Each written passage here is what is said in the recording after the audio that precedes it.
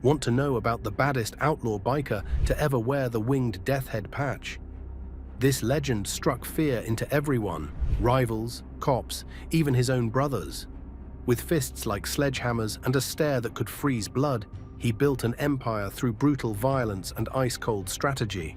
His name alone made hardened criminals tremble. Even today, people whisper stories about his reign of terror. The shocking truth about his rise to power will leave you speechless. Zuhälterei, Geldwäsche, Drogenhandel und unerlaubten Waffenbesitz. Sie beziehen sich auf das mutmaßliche kriminelle Wirken der Gruppe auf Mallorca in mehreren Jahren bis 2013. Former boxer turned biker boss. Ich nun was zu Schulden kommen lassen in Spanien oder nicht? Mir nicht zu Schulden kommen lassen, das geht auch vielen anderen so. Before the tattoos and the infamous death head patch, Frank Hanover was smashing opponents in the boxing ring. Standing at an imposing 6 feet 4 inches with hands like sledgehammers, he built his reputation on raw power and calculated precision. As a professional boxer, he learned not just how to throw a punch, but how to read opponents, spot weaknesses, and strike at exactly the right moment. Skills that would serve him well beyond the ring. Growing up as a teacher's son in Hanover, nobody expected Frank to take the path he did, but the discipline and toughness he developed in boxing created the perfect foundation for his rise in Germany's underworld. Unlike many who entered the biker world through pure violence, Hanover brought strategy and business intelligence to the table. The transition from boxer to biker wasn't overnight. Frank worked security at local clubs, using his intimidating presence and fighting skills to build connections throughout Hanover's nightlife. Club owners soon realized having Hanover on your side meant problems disappeared. As his influence grew, so did his ambitions. Long before the name Frank Hanover sent shivers down the spines of rivals and law enforcement alike, he was just a young man with exceptionally fast hands and a tactical mind in the boxing ring. Born into a middle-class family, his father a respected teacher in Hanover, Frank's path toward becoming Germany's most notorious Hell's Angel began not in the criminal underworld, but in the disciplined world of professional boxing. The boxing gyms of Hanover in the 1980s forged Hanover's fundamental character. Standing at an intimidating 6 feet 4 inches with broad shoulders and natural fighting instincts, he quickly established himself as someone who couldn't be intimidated. But what separated young Frank from other tough guys wasn't just his physical prowess. It was his calculated approach. While others fought with raw emotion, Hanover approached combat like a chess match, studying weaknesses, maintaining composure. This methodical violence translated perfectly to his future endeavors. Boxing taught Hanover valuable lessons about pain, both receiving and inflicting it, without losing control. The sport also introduced him to Hanover's underground scene, where fight promoters often had connections to the city's more lucrative illicit opportunities. As his reputation grew in the ring, so did his network of contacts throughout the city's nightlife districts and criminal elements. The transition from boxer to bouncer was natural and strategic. Nightclub owners quickly recognized that having the imposing ex-fighter at their door solved problems before they began. His presence alone deterred trouble, and when situations did escalate, his trained hands resolved them decisively. Unlike typical muscle for hire, Hanover observed the business operations around him, learning how money flowed through Hanover's entertainment district. What truly distinguished Frank's early career was his understanding that sustained power comes through systems, not just strength. While working security at various establishments, he began building his own crew of reliable enforcers. Former sparring partners, gym acquaintances, and street-smart bouncers became his first loyal followers, drawn to his natural leadership and the opportunities he presented. This proto-organization formed the foundation for what would eventually become his Hell's Angels chapter. By the early 1990s, Hanover had established himself as someone who could navigate both legitimate business and criminal enterprise with unusual sophistication. He invested his fighting earnings and security income into small business ventures, a small bar here, an interest in a nightclub there. Each investment expanded his influence and information network, while generating revenue streams that couldn't be easily attacked by authorities. The final transformation from respected enforcer to outlaw biker began when Hanover recognized the power of the patch. The Hell's Angels represented not just a motorcycle club, but a global brand with instant recognition and fear-inducing reputation. For a strategic thinker like Frank, the organization offered structure, international connections, and most importantly, mystique that could be leveraged far beyond what any independent operator could achieve. When he finally patched in with the Hells Angels, Hanover didn't enter as a typical prospect scraping for respect. His established reputation, existing business interests, and crew of loyal followers meant he entered the club already positioned for leadership. Senior members recognized that Frank brought something beyond muscle. He brought business acumen and political instincts rare in their world. The boxing mentality never left him, even as his power grew to unprecedented levels. Former associates noted how Hanover maintained the fighter's discipline, remaining calm under pressure, studying situations before acting, and striking with overwhelming force when necessary. He applied the boxer's understanding of psychological domination, knowing that reputation and fear often won battles before they began. Perhaps most importantly, his boxing background gave Frank the rare ability to absorb punishment and setbacks without breaking. Throughout his reign as Germany's most powerful Hells Angel, Hanover would weather investigations, betrayals, and challenges that would have destroyed lesser men. Like a champion fighter who's been knocked down but rises before the count, Frank's resilience became legendary, a quality first developed years earlier when he was just a teacher's son learning to take punches in a Hanover boxing gym. When he finally patched in with the Hells Angels, he didn't enter as just another member. His background, connections, and natural leadership quickly positioned him to take control. Former boxing opponents weren't surprised. They'd already witnessed his relentless drive to dominate whatever arena he entered. The man who once conquered opponents in the ring was now ready to rule something much bigger: Hanover's entire nightlife scene. Ruled Hanover's nightlife? Sicherlich ist man frei, aber die Ausreise wird einem verweigert. Mein Umfeld, meine ganzen Freunde, meine Familie, alles ist in Deutschland. Once Frank Hanover set his sights on Hanover's nightlife, the city would never be the same. Within years, his influence stretched across every corner of the entertainment and red light districts. What made Hanover different from typical criminal bosses was his systematic approach. He didn't just intimidate, he built an actual business empire. Under his watchful eye, the Hells Angels controlled the most profitable clubs, bars, and brothels in the city. Bouncers at the hottest venues were either angels themselves or paid protection to ensure problems never lasted long. While law enforcement watched with frustration, Frank created a parallel power structure where his word often carried more weight than official authorities. The brilliance of Hanover's control was how he balanced fear with legitimate business practices. Club owners who played by his rules actually saw their businesses thrive. The streets stayed relatively peaceful, as long as his cut was paid and his authority respected. Violence was strategic rather than random, making it harder for police to build cases against him. Hanover After Dark transformed under Frank Hanover's rule into a precisely controlled ecosystem where nothing happened without his knowledge or approval. The city's vibrant nightlife districts, particularly the notorious Steintor Quarter, became the foundation of his power, a self-contained kingdom where conventional laws took a back seat to Hanover's personal code of conduct. The takeover didn't happen overnight. Through the 1990s, Hanover methodically expanded his influence, acquiring interests in key establishments through a combination of investment, intimidation, and strategic alliances. What began as security contracts evolved into partnership stakes and eventually outright ownership of prime venues. While other criminal organizations might raid and extort businesses in their territory, Hanover's approach was more sophisticated. He became the business. At the height of his power, dozens of bars, nightclubs, and brothels across the city operated under his direct or indirect control.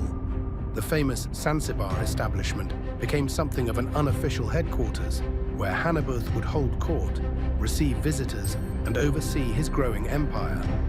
The red velvet ropes outside Hanover's most exclusive venues became symbolic boundaries between ordinary citizens and Frank's world, a world where entry was granted or denied at the discretion of bouncers loyal to the Hells Angels president. Hanover's dominance extended beyond traditional nightlife venues into the lucrative red light district. Prostitution, legal but regulated in Germany, flourished under his watchful eye. The brothels associated with his organization were known for their relative safety and order. Problems with clients were handled swiftly, competing pimps were pushed out, and authorities were kept at arm's length through a complex system of lookouts and informants. Local police found themselves in a frustrating position. Despite knowing exactly who controlled Hanover's after-hours economy, building prosecutable cases proved nearly impossible. Hanover maintained plausible deniability through layers of proxies, shell companies, and silent partnerships. Witnesses mysteriously developed memory problems when questioned about the Hells Angels' business interests, and paper trails conveniently disappeared before investigators could follow them to completion. A certain role was certainly played by the fact that we were not able to prove any specific crimes of a particular kind, admitted one frustrated police official years later. He has also established himself here economically quite strongly, thus it was difficult to push him back. The genius of Hanover's control was that it actually brought a strange form of stability to Hanover's nightlife. Under his rule, random violence decreased, drug dealing became more discreet, and territorial disputes between competing criminals virtually disappeared. For many business owners, paying their regular security fee to the Angels seemed a fair trade for the predictable operating environment it created. Even some city officials privately acknowledged that Hanover's iron grip had ironically made certain areas safer and more profitable for legitimate businesses. His system operated with military precision. Each establishment had assigned Hells Angels members or trusted associates responsible for security and intelligence gathering. Information flowed upward through the ranks, ensuring Hanover knew about potential problems or opportunities before they fully developed. When issues required direct intervention, responses were swift and decisive, carefully calibrated to resolve the situation without drawing unnecessary attention from authorities. Perhaps most remarkably, Hanover built this parallel power structure while maintaining relationships with elements of legitimate society. Local politicians, business leaders, and celebrities could often be spotted in his establishments, creating an unusual situation where the line between underworld and mainstream became increasingly blurred. Frank understood that true power in modern society isn't just about controlling the shadows, it's about influencing the light as well. The Hanover model, as some crime analysts later termed it, represented something uniquely dangerous. Organized crime that had evolved beyond mere violence into a sophisticated shadow governance system. Frank Hanover hadn't just conquered Hanover's nightlife, he had reinvented it, creating a template that outlaw motorcycle gangs across Europe would attempt to replicate for years to come. His rulebook for dominating urban nightlife economies would eventually spread far beyond Germany's borders, along with his growing celebrity status that made him far more than just another criminal in leather. In Hanover, nothing moved in the nightlife without Frank knowing about it, explained one former detective. He didn't need to be physically present everywhere. His reputation alone was enough. This absolute control over the city's after-dark economy built Hanover's legend and bankrolled his expanding influence, allowing him to transform from local tough guy to something far more unusual in the biker world, a genuine celebrity. Celebrity status. Frank Hanebutz Verteidiger, Gonzalo Boje, ist ein berühmter Menschenrechtsanwalt. Er hatte im Juli Haftbeschwerde eingelegt. Deshalb sprach ich bereits im Sommer mit ihm in Madrid. Unlike most outlaw bikers who avoid the spotlight, Frank Hanover embraced it. He became Germany's most recognizable Hells Angel, a figure who moved comfortably between criminal underworld and high society. When Frank married in 2017, the wedding wasn't hidden away. It became a full-blown public event with the atmosphere of a folk festival. What truly set Hanover apart was his network of connections reaching into legitimate society. His lawyer, Gotz von Fromberg, was best man to former German Chancellor Gerhard Schröder. Business leaders, politicians, and celebrities could be spotted at his events. While most biker bosses operate in shadows, Frank appeared in media interviews, hosted charity events, and developed the polished image of a successful businessman with an edgy background. The Hanover paradox fascinated the German public. How could someone so deeply embedded in outlaw culture simultaneously be embraced by mainstream society? He mastered the art of presenting different faces to different audiences. To his brothers, he was the unquestioned leader who commanded absolute loyalty. To the public, he was the charismatic, reformed tough guy with an interesting past. To authorities, he presented the image of a legitimate businessman who had left criminal activities behind. In the pantheon of European organized crime figures, Frank Hanover stands unique for achieving something that eluded even the most powerful mafia bosses: mainstream celebrity status that transcended his criminal reputation. While most underworld figures flee from cameras and public attention, Hanover cultivated his image with the precision of a Hollywood publicist, transforming the feared Hells Angels patch into something approaching a lifestyle brand with himself as its charismatic frontman. By the early 2000s, Frank had become a fixture in German media, a rare criminal figure comfortable giving interviews, appearing at public events, and navigating the spotlight with unusual sophistication. Tabloids regularly featured photos of the imposing biker boss at exclusive restaurants, high-profile sporting events, and charity functions. With his trademark shaved head, muscular build, and ever-present sunglasses, he cultivated a distinctive visual identity that became instantly recognizable across Germany and beyond. What made Hanover's celebrity particularly remarkable was his ability to compartmentalize his public persona from his alleged criminal activities. When cameras rolled, he presented himself as a legitimate businessman with an interesting past, the reformed tough guy who had channeled his natural leadership abilities into entrepreneurial success. In media appearances, he carefully avoided discussing anything that might incriminate him, while projecting an air of reasonable accessibility that humanized him to the general public. His 2017 wedding exemplified this blending of outlaw mystique with mainstream acceptance. What might have been a secretive ceremony for most criminal figures instead became a highly publicized event with elements of both biker culture and celebrity spectacle.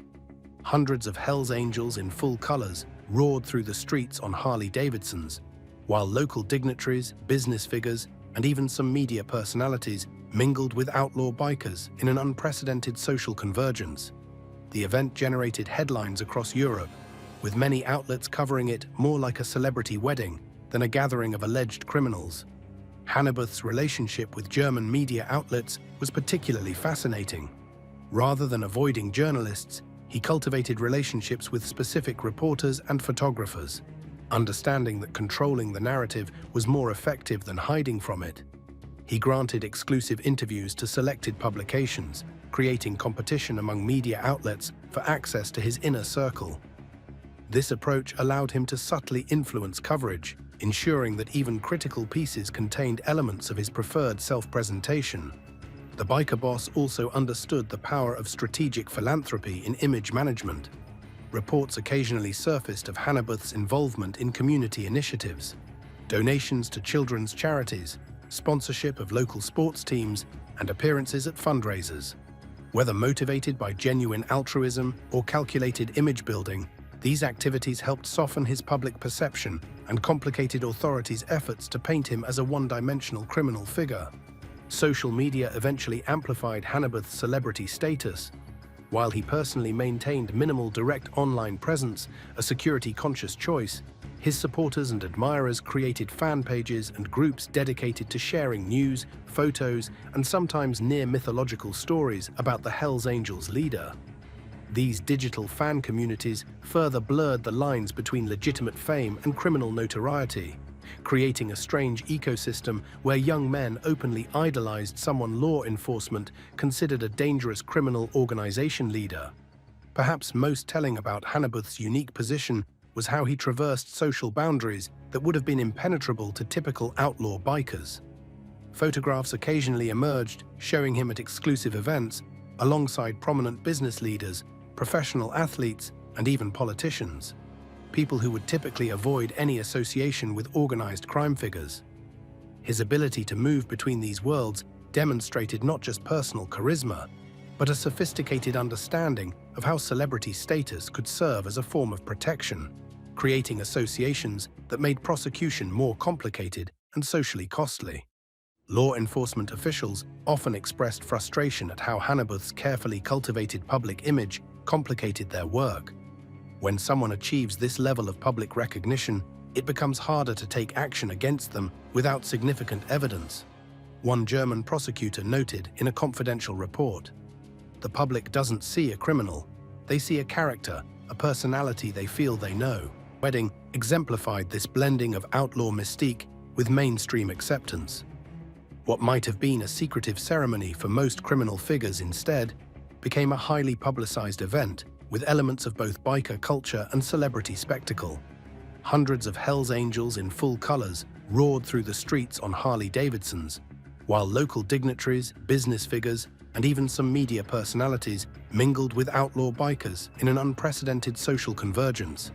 The event generated headlines across Europe, with many outlets covering it more like a celebrity wedding than a gathering of alleged criminals. Hanover's relationship with German media outlets was particularly fascinating. Rather than avoiding journalists, he cultivated relationships with specific reporters and photographers, understanding that controlling the narrative was more effective than hiding from it. He granted exclusive interviews to selected publications, creating competition among media outlets for access to his inner circle. This approach allowed him to subtly influence coverage, ensuring that even critical pieces contained elements of his preferred self-presentation. The biker boss also understood the power of strategic philanthropy in image management. Reports occasionally surfaced of Hanover's involvement in community initiatives, donations to children's charities, sponsorship of local sports teams, and appearances at fundraisers. Whether motivated by genuine altruism or calculated image building, these activities helped soften his public perception and complicated authorities' efforts to paint him as a one-dimensional criminal figure. Social media eventually amplified Hanover's celebrity status. While he personally maintained minimal direct online presence, a security-conscious choice, his supporters and admirers created fan pages and groups dedicated to sharing news, photos, and sometimes near-mythological stories about the Hells Angels leader. These digital fan communities further blurred the lines between legitimate fame and criminal notoriety, creating a strange ecosystem where young men openly idolized someone law enforcement considered a dangerous criminal organization leader.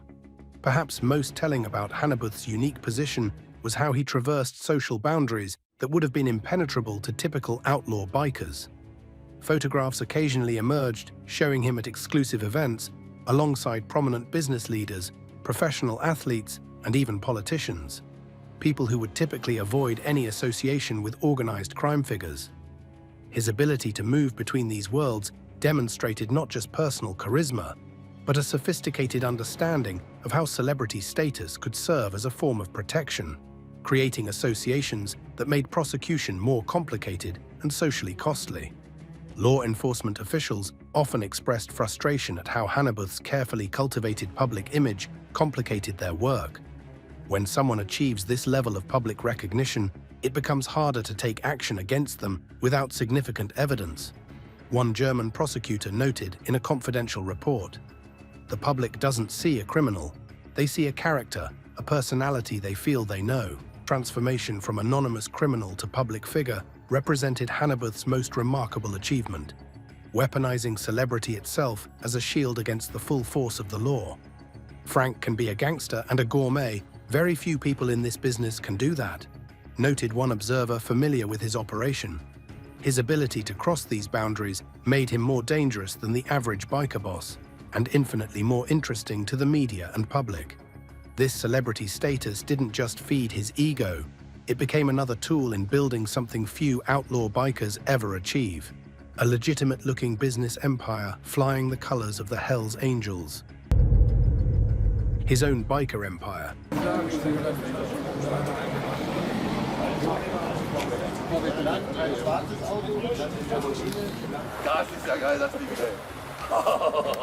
Frank Hanover didn't just lead a motorcycle club, he built an entire branded experience around the Hells Angels mystique.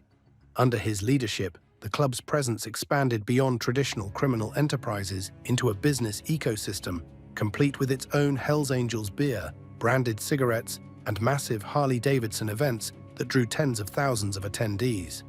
The genius of Hanover's approach was turning outlaw culture into marketable products that even regular citizens wanted to be part of.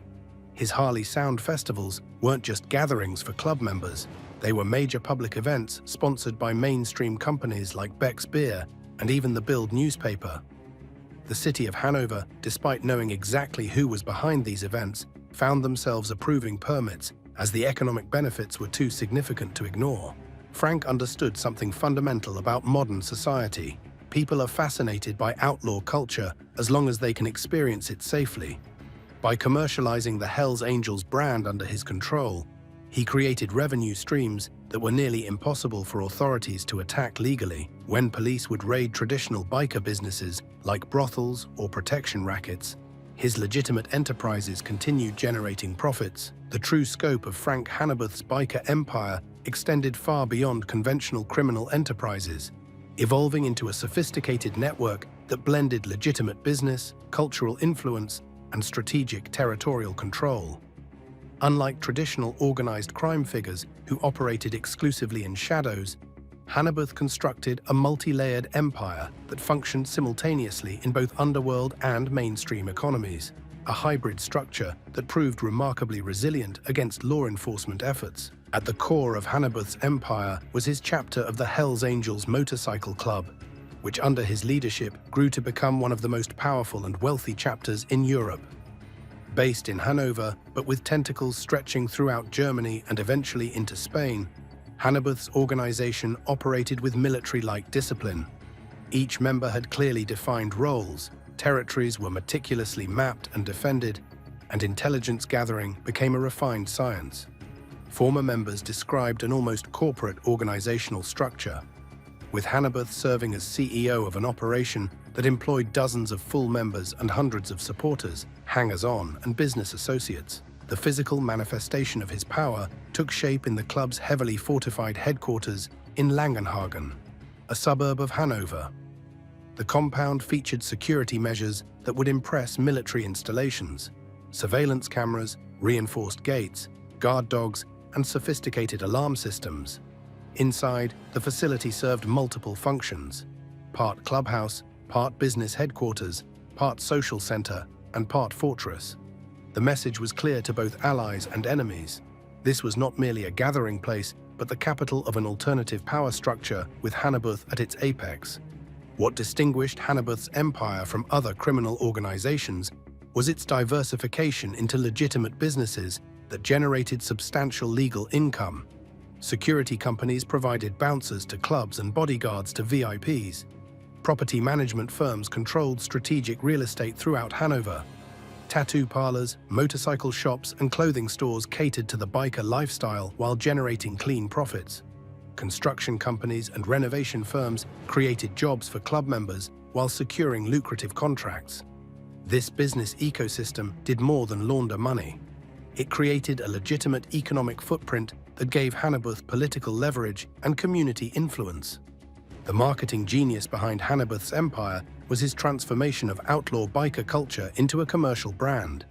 Under his direction, the Death's Head insignia of the Hells Angels became a lifestyle symbol that extended far beyond actual club members.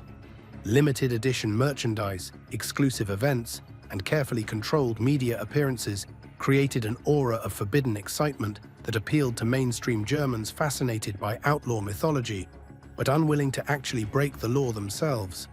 This commercialization of biker culture generated millions in revenue while simultaneously recruiting a new generation of young men eager to associate with the Hanover mystique.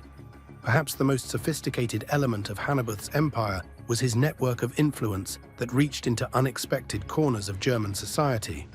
Former boxers, nightclub owners, real estate developers, local politicians, entertainment figures, and even some law enforcement personnel were rumored to maintain relationships with the biker boss.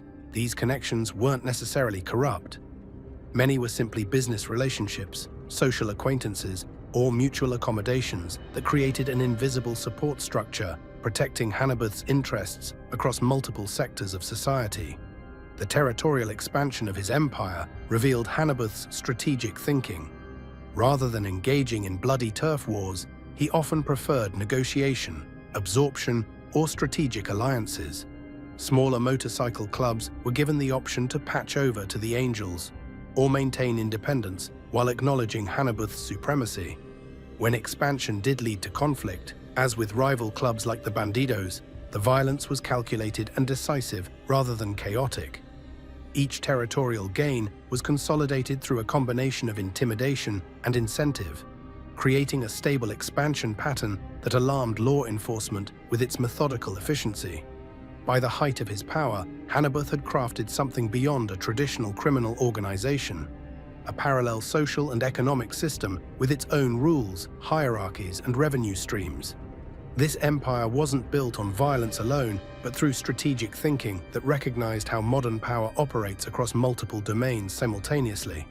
The feared boxer had evolved into something far more dangerous, a system builder who understood that true dominance requires controlling not just the streets, but the narratives, relationships, and economic structures that shape society itself. He became the mayor of nightlife, one local journalist explained.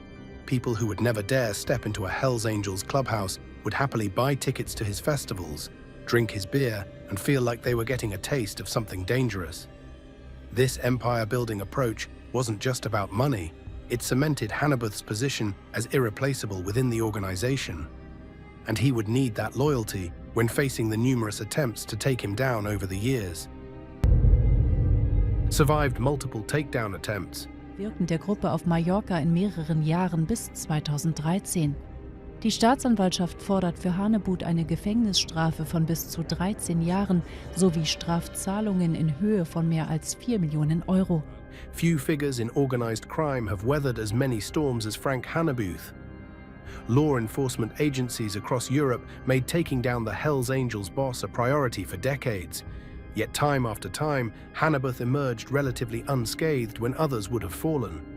The most serious challenge came when a key witness, a former Angels supporter and convicted human trafficker named Stefan R., testified that Hanover had ordered the torture and execution of a Turkish man named Tekin B in a car repair shop.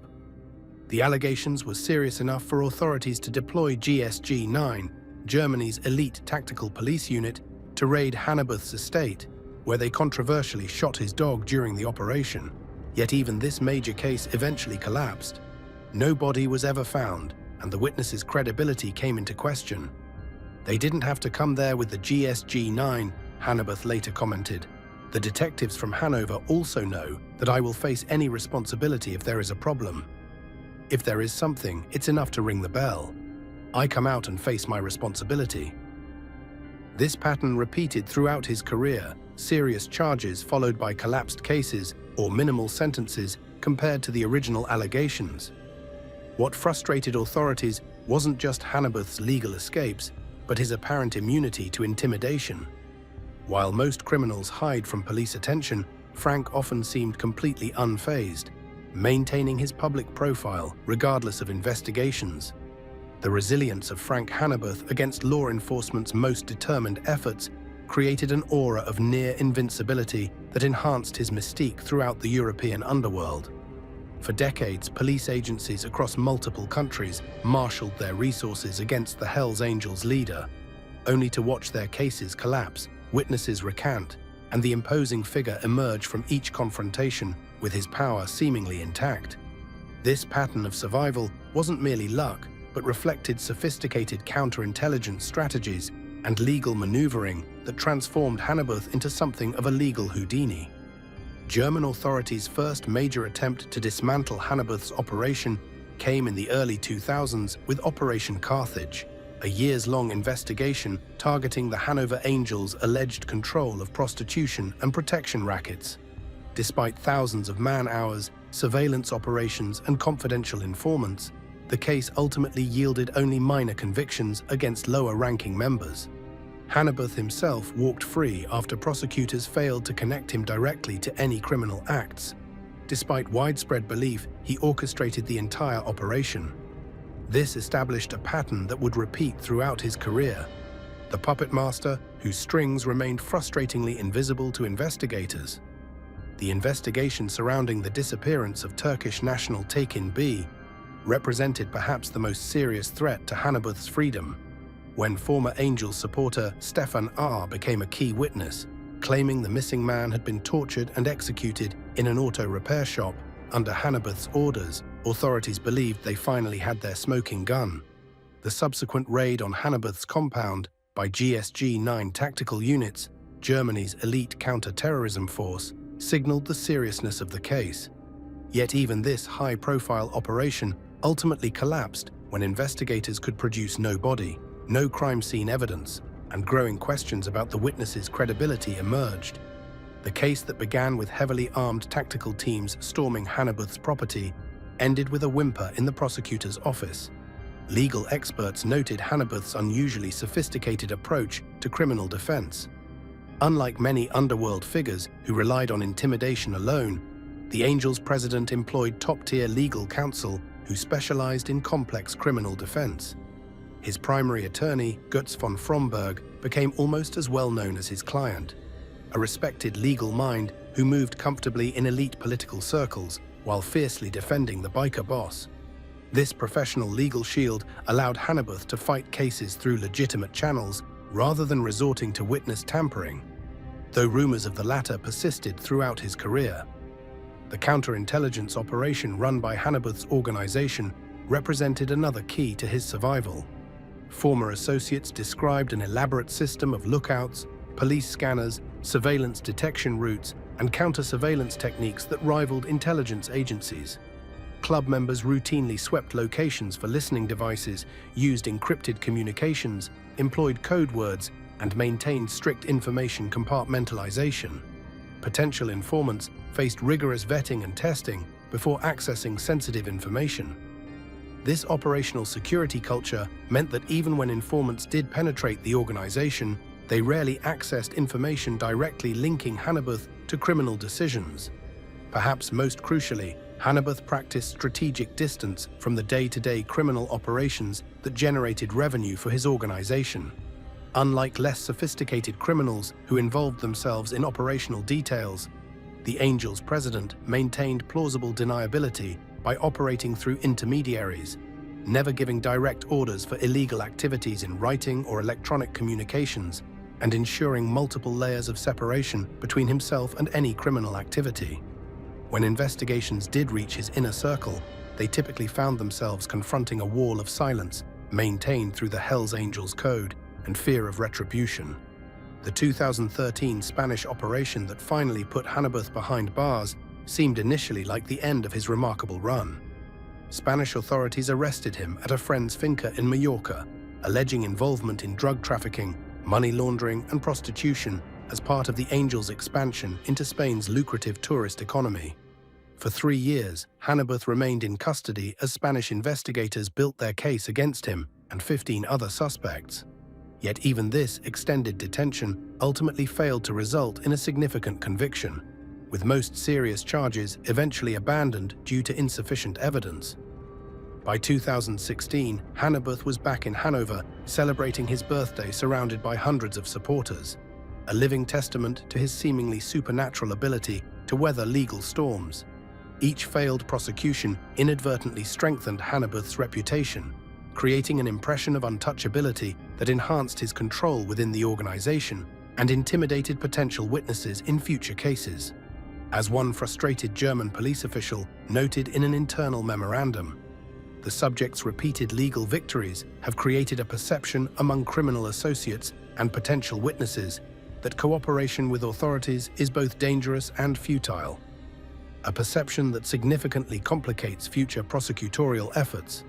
Even his eventual arrest in Mallorca in 2013 on charges ranging from money laundering to drug trafficking couldn't keep him down permanently. After 3 years of investigation, Spanish authorities were unable to build a solid enough case to hold him indefinitely. By 2016, he was back in Hanover, celebrating his birthday, surrounded by hundreds of Hells Angels, seemingly untouchable once again. Moved operations to Mallorca. Vergessen, wo ist Sandblut? Hey! So, Mann. Was ist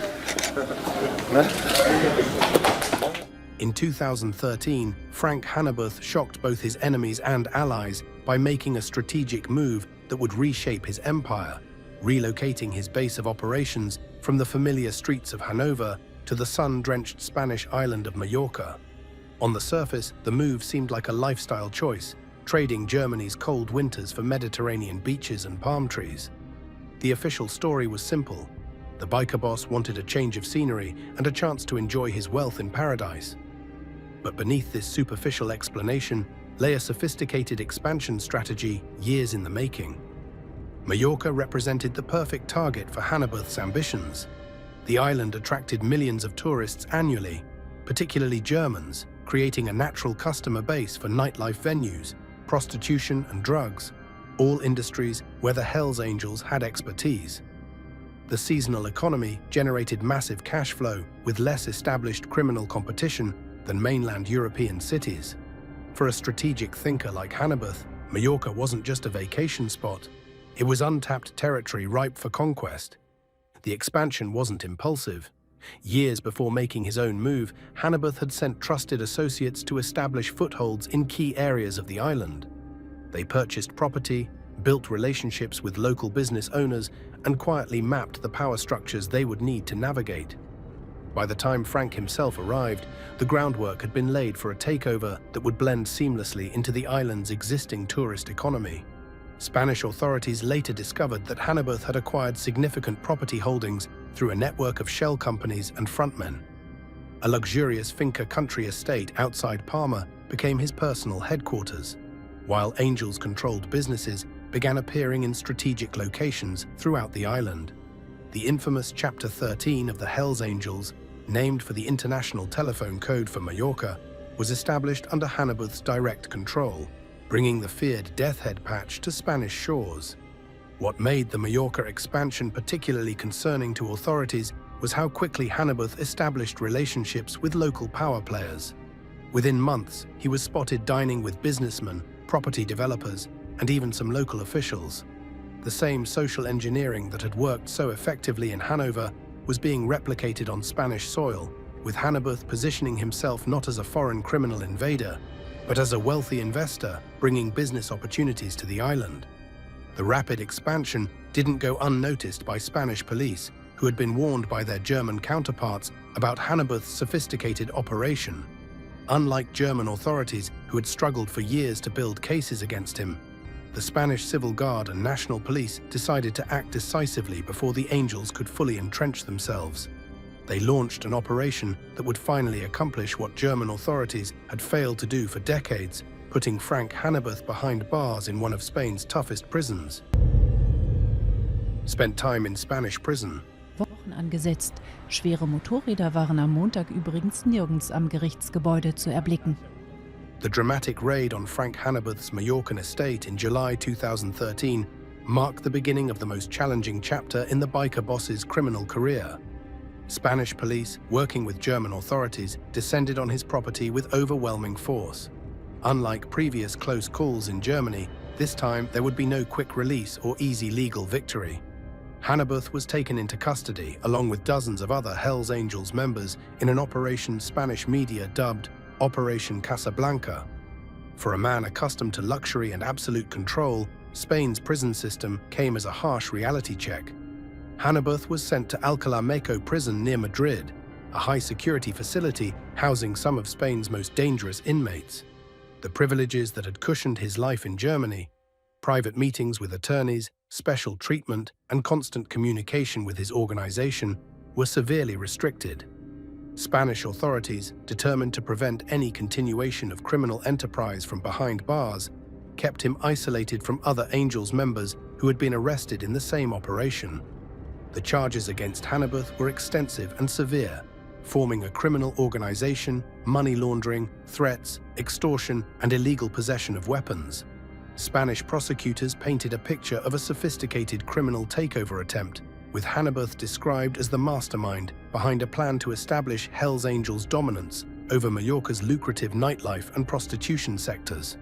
The potential sentences attached to these charges added up to decades of imprisonment, a stark departure from the legal slaps on the wrist he had experienced in Germany. Inside prison, Hanover revealed the discipline that had made him such a formidable force in the criminal world. Unlike many crime bosses who crumble when separated from their power base, He adapted to the harsh conditions with stoic resilience. Fellow inmates reported that he maintained a strict physical regimen, reading German newspapers when available and keeping to himself.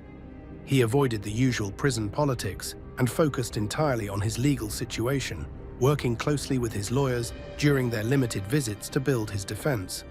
While Hanover sat in his cell, his organization faced unprecedented challenges. Without their leader's guidance, the Hanover chapter struggled to maintain the delicate balance of relationships he had cultivated with legitimate society. The Mallorca operation effectively collapsed, with Spanish authorities seizing properties and deporting many Angels members. For the first time in decades, there seemed to be genuine vulnerability in the once invincible Hanover empire. Yet even from behind bars, rumors of Hanover's influence persisted. Messages somehow found their way to key lieutenants. His legal team fought tirelessly for his release, arguing that Spanish authorities had overreached and that evidence was circumstantial at best. Most importantly, as months turned into years, the prosecution's case began showing cracks. Witnesses became increasingly difficult to locate. Evidence proved harder to connect directly to Hanover, and the initial media excitement around the case faded into bureaucratic delays. The stark concrete walls of Alcalá Meco prison near Madrid presented Frank Hanover with a reality far removed from his kingdom in Hanover.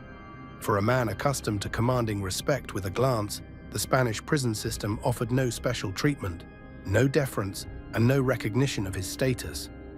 Guards addressed him as they would any other inmate, and the strict protocols of high-security confinement replaced the freedom he had enjoyed for decades. Spanish authorities made a deliberate point of treating the infamous Hells Angels leader as an ordinary prisoner, housing him in standard cells and subjecting him to the same restrictions as other inmates awaiting trial. The isolation proved particularly challenging for someone whose power had been built on constant communication and control of information. With limited visitor access and heavily monitored communications, Hanover's ability to manage his far-flung operations suffered significantly. The psychological toll of imprisonment manifested in subtle ways. Associates who eventually visited reported that while Hanover maintained his stoic exterior, they noticed weight loss, a slight graying of his signature shaved head, and occasional moments where his legendary focus seemed to waver. For the first time, the seemingly invincible Angels leader showed small signs of vulnerability, though these glimpses were carefully hidden from prison officials and fellow inmates who might interpret them as weakness. After nearly 3 years in pre-trial detention, the seemingly impossible happened once again. Frank Hanover walked free. The Spanish justice system, unable to bring the case to trial quickly enough with sufficient evidence to justify continued detention, was forced to release him pending trial. The man who had entered prison as a fallen crime boss would return to Germany not as a defeated figure, but as something even more powerful, a living legend who had survived the system's best attempt to destroy him, setting the stage for one of the most remarkable comebacks in criminal history. Made a legendary comeback. Rosa, mein Freundinho. Das ist ganz wichtig, dass man da zusammensteht. Und das ist unglaublich. When Frank Hanover returned to Hanover in September 2016, after his release from Spanish prison, the scene that unfolded seemed more appropriate for a returning war hero than an alleged crime boss. Hundreds of Hells Angels from across Germany roared through the streets on Harleys, creating a thunderous procession that announced to the city that their leader had returned. The message was unmistakable. Far from being broken by his prison experience, Hanover was back and ready to reclaim his throne. His 52nd birthday celebration a few days after his return became a public demonstration of power that stunned even seasoned crime observers. The event was held openly in Hanover's red light district, drawing not just Hells Angels, but business partners, nightclub owners, and even some local celebrities. "It's nice to be back home," Hanover told reporters who gathered outside the venue. "We'll be fine today. We're going full throttle. Today is birthday. See throttle extraordinary, everything that goes." What made Hanover's comeback truly remarkable wasn't just the public celebration, but the speed with which he reasserted control over his organization. During his absence, various lieutenants had maintained operations, but none had dared claim his position. Within weeks of his return, he was once again making key decisions. meeting with chapter leaders and publicly representing the angels at major gatherings. The internal power struggles that typically plague criminal organizations when a leader is removed simply hadn't materialized, a testament to the fear and respect Hanover commanded. The comeback extended beyond the biker world into Hanover's business empire. Properties that had been temporarily managed by others returned to his direct control. Nightclubs that had drifted from the fold found Angels members once again handling security. His legal businesses, the tattoo shops, security firms, and property holdings quickly realigned under his authority. It was as if a king had returned from exile to find his kingdom intact and waiting for his command. Law enforcement watched this resurrection with a mixture of frustration and grudging respect. The Spanish case against Hanover continued to move slowly through the courts, but with him back in Germany, practical jurisdiction issues complicated matters further. German police, who had hoped the Spanish authorities might succeed where they had failed, now found themselves facing the same old adversary, potentially stronger than ever thanks to his new status as someone who had endured prison and emerged unbroken. Perhaps most telling about Hanover's comeback was the psychological impact it had on the criminal ecosystem. Potential witnesses against him saw a man who had faced down yet another government and walked free. Rival groups who might have considered challenging the Angels during his absence quickly backed down. Even some law enforcement officials privately admitted a certain admiration for his resilience, with one reportedly commenting, "You have to recognize when you're dealing with someone extraordinary, even if he's on the wrong side of the law." The comeback wasn't just about reclaiming old territory, it represented an evolution in Hanover's approach. He emerged from prison more cautious, more sophisticated in his security measures, and more careful about direct involvement in potentially criminal activities. The Spanish experience had taught him valuable lessons about international law enforcement cooperation and the need to further insulate himself from operational details. While he remained the undisputed boss, his management style shifted toward even greater use of intermediaries and plausible deniability. Frank Hanover's return to power demonstrated something remarkable about his character, an ability to move between different worlds and adapt to changing circumstances that few criminal leaders possess. The boxer-turned-biker boss who had survived prison now prepared for his next evolution, one that would further blur the lines between underworld figure and legitimate businessman, cementing his reputation as someone who could never be confined to a single social category. Walks between worlds.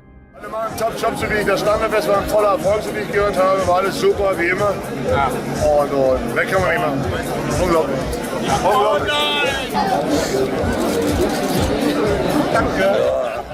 What truly set Frank Hanover apart from typical organized crime figures was his extraordinary ability to move seamlessly between radically different social environments, a chameleon-like quality that allowed him to be equally at home in an outlaw biker clubhouse or an upscale restaurant hosting political figures. This rare talent for world walking made him not just feared, but genuinely dangerous in the eyes of authorities, who found themselves confronting not a simple criminal, but a complex figure with connections across the full spectrum of German society. In the mornings, Hanover might be found in business attire, discussing property investments with legitimate developers, or meeting with his legal team in upscale offices. By afternoon, he could be overseeing operations at his Hells Angels clubhouse, surrounded by tattooed members in full colors. Evenings might find him at exclusive restaurant openings or charity events, chatting comfortably with local celebrities and business leaders. This chameleonic ability wasn't just about appearances. Hanover genuinely understood the unwritten rules and languages of these different worlds, allowing him to adapt his communication style, body language, and presentation to whatever environment he entered. Frank can be a gangster and a gourmet. Very few people in this business can do that, observed one longtime Hanover journalist who had followed his career. This assessment captured the essence of Hanover's unusual talent. While most criminals either remain firmly in the underworld or struggle to assimilate when attempting to go legitimate, he navigated these transitions effortlessly, building genuine relationships across social boundaries that normally remain firmly separated. His connection to attorney Goetz von Fromberg illustrated this boundary crossing perfectly. Von Fromberg wasn't merely Hannebut's lawyer, but a respected figure in German legal circles, with connections reaching into the highest levels of politics. He had served as best man to former German Chancellor Gerhard Schröder. This relationship opened doors that would remain firmly closed to typical criminal figures, creating a bridge between Hannebut's world and Germany's political elite that confounded traditional law enforcement approaches to organized crime. The biker boss's facility with different worlds extended to his business operations as well. He could discuss the technical details of property development with real estate professionals in the morning, oversee security arrangements for nightclubs in the afternoon, and evaluate potential new Angels recruits in the evening.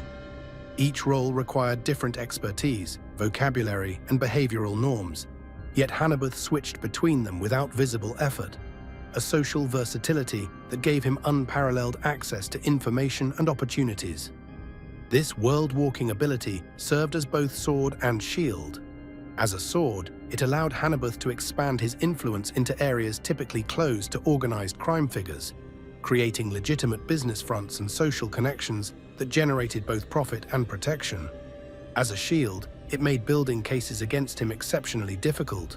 Witnesses from respectable society were reluctant to testify against someone they viewed as a business associate rather than a criminal, while those from the underworld remained bound by the Angels' code of silence and fear of retribution.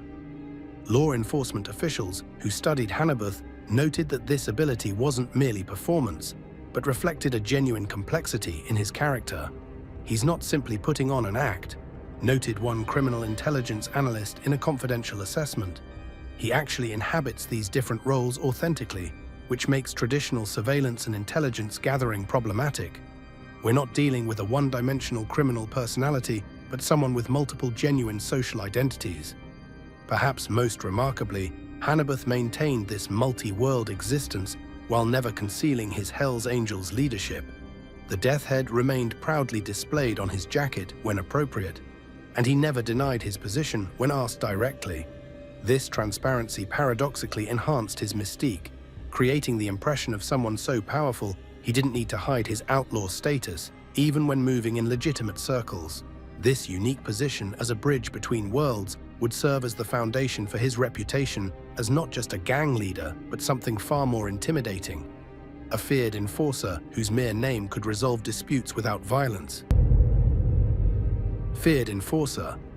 Jetzt raus und noch immer wissen Sie nicht genau, wie lange Sie hier bleiben müssen. Wie fühlt man sich denn da? Na gut, wir sind Männer, wir müssen da durch. Für uns ist es kein großes Problem. Das beeindruckt uns auch nicht. Aber eben die Familie wird eben in Mitleidenschaft gezogen. At the core of Frank Hannebut's power lay something more primal than his business acumen or political connections: raw, undiluted fear. Throughout his reign as Germany's most powerful Hells Angel, his reputation as an enforcer created an invisible force field that resolved conflicts before they began and ensured compliance without the need for constant violence. This fear wasn't based on random brutality, but on the calculated certainty that crossing Hannebut would bring swift, decisive consequences from which there was no appeal or escape. The foundation of this fear rested on Hannebut's physical presence. Standing 6 feet 4 inches with the muscled build of his boxing days still evident decades later, he projected natural physical dominance without needing to raise his voice. Former associates described his method of intimidation as unusually subtle. He rarely shouted or made explicit threats. Instead, he would maintain uncomfortably long eye contact, speak in a deliberately quiet voice that forced others to lean in, and use minimal but precise gestures. This controlled demeanor actually heightened anxiety in those facing him, creating the unsettling impression of someone so confident in their power that theatrical displays of anger were unnecessary. Unlike impulsive criminals who lashed out unpredictably, Hannebut's reputation stemmed from his methodical approach to enforcement. When problems required physical resolution, the response was proportional, targeted, and, most importantly, inevitable. This predictability actually enhanced fear rather than diminishing it. Those who violated his rules or encroached on his territory knew exactly what would happen. Not wild, emotional violence, but a professional application of force that couldn't be avoided through excuses, apologies, or connections. With Frank, there was never any ambiguity about where you stood, explained one former nightclub owner who operated under Hanover's protection for years. If you played by his rules, you had nothing to fear.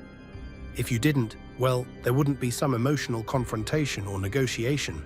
Things would simply be handled, usually in a way that sent a message to others. This clarity of consequences created an environment where explicit threats were rarely necessary. Everyone already understood the rules and the price of breaking them. The most effective dimension of Hanover's enforcement reputation was its delegation. As his power grew, he rarely needed to personally handle problems. The mere invocation of his name was often sufficient to resolve disputes or ensure cooperation.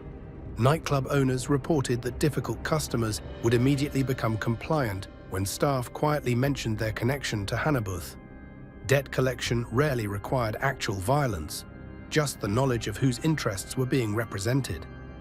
This remote enforcement capability allowed him to maintain a relatively legitimate public image while his reputation did the dirty work.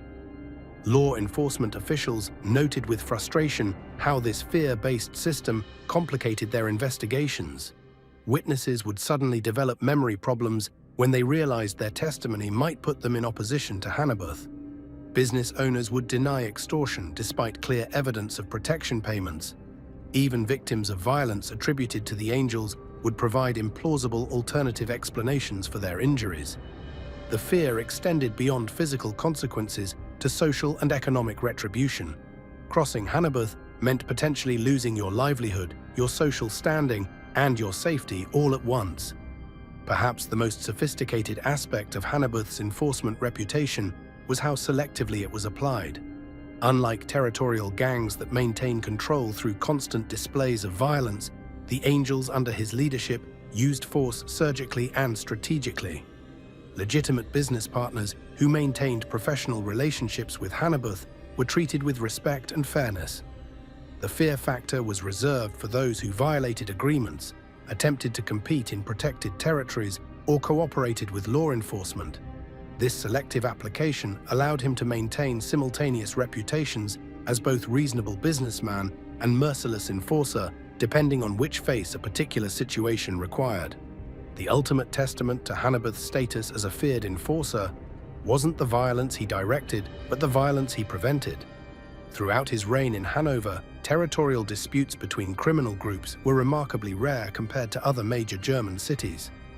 Rival organizations either sought accommodation with the Angels or avoided the territory altogether. Even during periods of national tension between biker groups, Hanover remained relatively peaceful. Not because conflicts didn't exist, but because few were willing to challenge a man whose reputation for enforcement had reached almost mythological proportions across the European underworld.